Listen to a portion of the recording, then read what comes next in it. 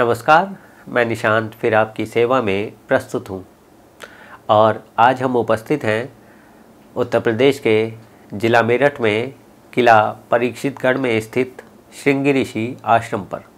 यह आश्रम कितना पुराना है यह कह पाना तो बहुत ही मुश्किल है। महाभारत काल की एक कथा में इस आश्रम का प्रसंग आता है, तो यह तो हम समझ ही सकते हैं कि उससे काफ़ी पहले से यह आश्रम इसी जगह पर उपस्थित था। हमारे साथ आए हैं श्रीमान विष्णु अवतार रोहेला जी, जो परीक्षितगढ़ के ही निवासी हैं और समाज सेवा का कार्य करते हैं। पहले हम रोहेला जी से उस कथा के बारे में जानते हैं जो महाभारत काल से जुड़ी हुई है। नमस्कार, मैं हूं विष्णु अवतार रोहेला, अध्यक्ष अखिल विद्या समिति। और परीक्षितगढ़ के पर्यटन स्थल के आज हम विशेष स्थल में पहुंचे हैं, जिसको बोलते हैं श्रृंगी ऋषि आश्रम। और ये स्थल रामायण महाभारत काल से जुड़ा हुआ है और यहाँ पर अनेक ऋषियों ने अपने आश्रम बनाए इसी स्थान पर। दुर्वासा ऋषि इसी आश्रम में आए थे और अनेक ऋषियों ने यहाँ तपस्या की है, और जिनमें विशेष नाम आता है श्रृंगी ऋषि का और समीक ऋषि का। कहा जाता है कि राजा परीक्षित घूमते हुए यहाँ पहुँचे और घूमते घूमते वन विभाग की इच्छा से जब वो यहाँ आए तो देखा कि एक पेड़ के नीचे समीक ऋषि, ये जो प्रतीक दिया है हमारे बीच में, तपस्या कर रहे थे, अपने ध्यान में बैठे थे। राजा परीक्षित को लगा कि एक राजा आश्रम में आया है और ये व्यक्ति क्या पानी को भी नहीं पूछेगा। तो उन्हें खुद को अपमान सा महसूस हुआ और उन्होंने एक मरा हुआ सर्प उठाया और समीक ऋषि के गले में डाल दिया और वहाँ से चले गए। कोसी नदी में जो है श्रृंगी ऋषि स्नान कर रहे थे। किसी ने बताया कि तुम्हारे पिता के गले में मरा हुआ सर्प डाल दिया है। तो उन्होंने क्रोध में आकर वहीं से खड़े खड़े वो अपनी अंजलि में जल दिया और श्राप दिया कि जिस व्यक्ति ने मेरे पिता के गले में मरा हुआ सर्प डाला है, आज से ठीक 7वें दिन उस व्यक्ति की मृत्यु हो जाए। ये वही स्थान है जहाँ राजा परीक्षित को श्राप मिला और यहीं से शुरू होती है राजा परीक्षित के उस कथा जिसको हम श्रीमद् भागवत कथा बोलते हैं। श्रीमद् भागवत कथा का पहला अध्याय यहीं से शुरू होता है, राजा परीक्षित के अंतिम क्षणों का। सब राजा समीक ऋषि को बड़ा अजीब लगा, तो उन्होंने देखा कि इस अपनी दिव्य दृष्टि से कि कौन थे। उन्होंने देखा राजा परीक्षित इतना धर्मपरायण राजा, उन्होंने ऐसी मजाक मेरे से क्यों की। तो तब वे अपने पुत्र के पास गए और कहा कि हे संग, तुमने बहुत गलती कर दी, एक प्रतापी राजा को श्राप दे दिया, मुझे अभी जाना पड़ेगा। वे राजा के दरबार में पहुँचे, रात्रि का समय था। तो दरबारियों ने कहा कि वे तो सो रहे हैं। उन्होंने कहा नहीं, अब सोने का समय नहीं, अब जागने का समय है, राजा परीक्षित से तुरंत मिलना है। तो तब राजा परीक्षित के पास पहुँचे, उन्हें बताया कि महाराज, आपसे ठीक 7वें दिन आपकी मृत्यु निश्चित है। अपने पुण्य उजागर कीजिए, आप 7 दिन में जो भी पुण्य कार्य कर सकते वो कीजिए। उधर राजा परीक्षित अपने राज ज्योतिष से, अपने मंत्रियों से सलाह करते हैं। तो किसी ने बताया कि सुख तीर्थ में सुखदेव जी श्रीमद् भागवत कथा का वाचन करते हैं, सबसे उत्तम उपाय वही है। तो राजा परीक्षित समय व्यर्थ ना करते हुए सुखदेव जी के पास पहुंचते हैं, जहाँ पर वो श्रीमद् भागवत कथा का श्रवण करते हैं। यहीं से वो श्रीमद् भागवत कथा का वर्णन मिलता है और इस श्रृंगी ऋषि आश्रम में अनेक ऋषियों का वर्णन मिलता है। ऐसा माना जाता है कि इस कथा में आने वाले प्रसंग और उससे जुड़े हुए प्रतीक अब भी इसी जगह पर उपस्थित हैं।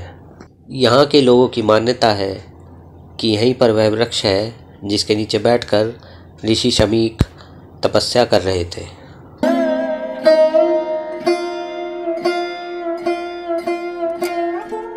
माना जाता है कि यहाँ मौजूद कुएं का जल ही ऋषिगण अपने आश्रम में प्रयोग करते थे।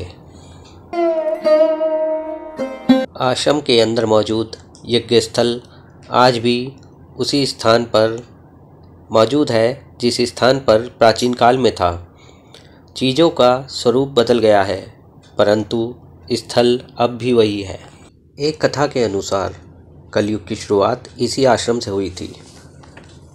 यहाँ मौजूद प्राचीन गुलर के वृक्ष पर कलयुग आकर रुका था और उसने अपने रहने के लिए राजा परीक्षित से पृथ्वी पर स्थान मांगा था। राजा परीक्षित ने कलयुग को असत्य, मदिरा, काम और स्वर्ण में रहने की अनुमति दी थी और कलयुग ने राजा के सोने के मुकुट में आकर उनकी बुद्धि को भ्रमित किया था। आश्रम में ही पीछे की ओर ये 2 समाधियाँ बनी हुई हैं। बताया जाता है कि ये समाधियाँ ऋषि शमीक और उनके पुत्र ऋषि श्रृंगी की हैं। कथाओं के अनुसार पूर्व में श्रृंगी ऋषि नाम से 2 ऋषि हुए हैं, एक रामायण काल में और एक महाभारत काल में। दोनों ही महान और सिद्ध ऋषि थे। रामायण काल में हुए ऋषि श्रृंगी को ऋष्य शृंग भी कहा जाता है। वे महर्षि विभांडक के पुत्र थे और उन्होंने ही राजा दशरथ के लिए पुत्र कामेष्ठी यज्ञ संपन्न कराया था, जिसके फलस्वरूप उन्हें 4 पुत्र प्राप्त हुए थे। इसके बाद महाभारत काल में श्रृंगी ऋषि का वर्णन आता है, जो ऋषि शमीक के पुत्र थे और उन्होंने ही राजा परीक्षित को श्राप दिया था कि 7वें दिन तक्षक नाग के द्वारा डसने के कारण उनकी मृत्यु हो जाएगी। कथाओं के अनुसार आश्रम के समीप ही होकर कौशिकी नदी बहती थी। यहाँ के निवासी मानते हैं कि कालांतर में नदी की दिशा बदल गई और अब तालाब के रूप में नदी के अवशेष मौजूद हैं, जहाँ अब खूबसूरत कमल के फूल खिलते हैं। इसके विषय में श्रीमान विष्णु अवतार रोहेला जी बताते हैं। ये है कौशिकी नदी और श्रृंगी ऋषि आश्रम में कोसी नदी का बहुत बड़ा महत्व है। यही वो नदी है जहाँ श्रृंगी ऋषि स्नान कर रहे थे और जब उनके पिता के बारे में बताया कि तुम्हारे पिता के गले में किसी ने मरा हुआ सर्प डाल दिया है, तो यहीं से उन्होंने श्राप दिया था कि जो है आज से ठीक 7वें दिन तक्षक नाग उनको डस लेगा। तो इस कौशिकी नदी की अनेक विशेषताएं भी हैं। इस नदी में अगर हमारे कोई जानवर बीमार हो जाते हैं, जंतु बीमार होता है, उनके लिए इसके जल का जब पान कराते हैं, उसके जल के बाद वो ठीक हो जाते हैं, तो उतना ही दूध इसमें छोड़ना पड़ता है। ऐसा महत्व इसमें है, क्योंकि एक बार कहा जाता है कि लोमस ऋषि यहाँ यज्ञ कर रहे थे और यज्ञ करते हुए घी कम पड़ गया, तो तब इसी नदी के जल से व्यंजन बनाए गए। तो ऐसा वर्णन यहाँ मिलता है और कई अनेक संतों और ऋषियों ने इसको अपना आश्रम बनाया है। और क्योंकि ये वृक्ष स्थल जिसको हम बोलते हैं परीक्षितगढ़, जैसे राजा परीक्षित ने परीक्षितगढ़ बनाया, इसी परीक्षितगढ़ में अनेक ऋषियों के आश्रम यहाँ मौजूद हैं, जिनमें से एक ये महत्वपूर्ण जो आश्रम है, उसी आश्रम में बहने वाली कौशिकी नदी आज एक अवशेष के रूप में हमारे बीच मौजूद है। कभी कौशिकी नदी हमारे देश की महत्वपूर्ण नदी में हुआ करती थी।